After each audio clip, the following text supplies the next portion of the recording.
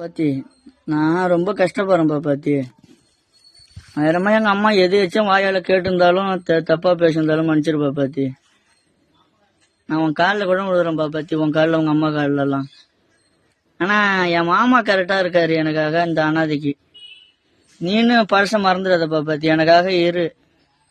உன்னை விட்டா யாருமே இல்லை தெரியுமா? அதை பேர் இந்த வேர்வையில கஷ்டப்படுறேன் பாத்தி, உடம்புலாம் சரியில்லை எனக்கு. நான் என்னைக்கும் உனக்கு கை விட மாட்டேன் பாப்பாத்தி.